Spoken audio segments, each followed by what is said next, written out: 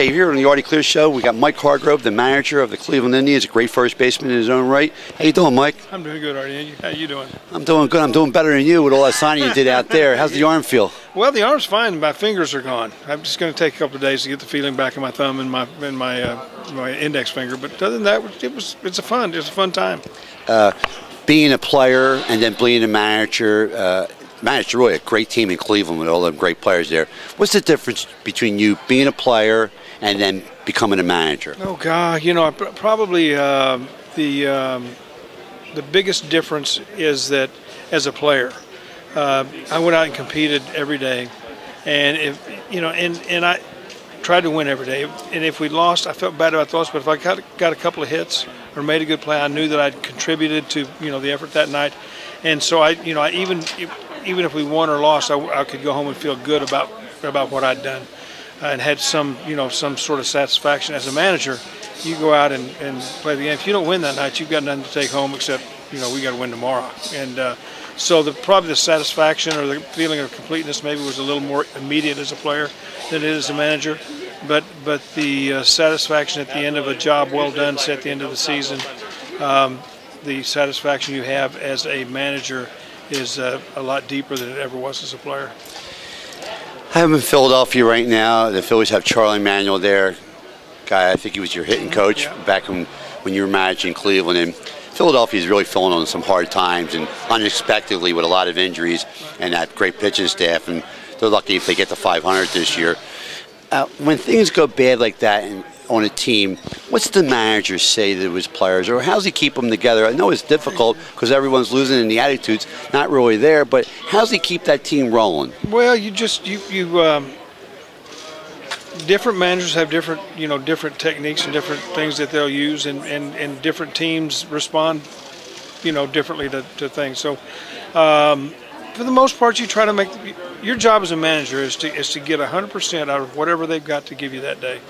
Dave Garcia, who I played for back in Cleveland a long time ago, said that if him as a manager, if you've got 80% to give me that day, if I can get 100% of that 80%, then I've done, he's done his job as a manager. And that's what you try to do. You try to keep their mood light. You try to keep them focused and concentrating on what they're trying to accomplish that night, and not look too far down the road, because I think we often can get our focus scattered real easily when we look too far ahead. We got to look at tonight, let's take care of today, and tomorrow will take care of itself. As a player, Mike, left-handed hitter, first baseman, I think you played the outfield at the beginning and then first base. Yeah. Who was the toughest pitcher you hit off of? God, probably Dennis Leonard, pitched for the Kansas City Royals a long time ago. Was probably the toughest guy that I had to face, and also Blue Moon Odom in my rookie year when he was with Oakland. And Blue Moon fell way to the left side and then threw back over here to the right side. He's right-handed, and it was hard to pick up his release point.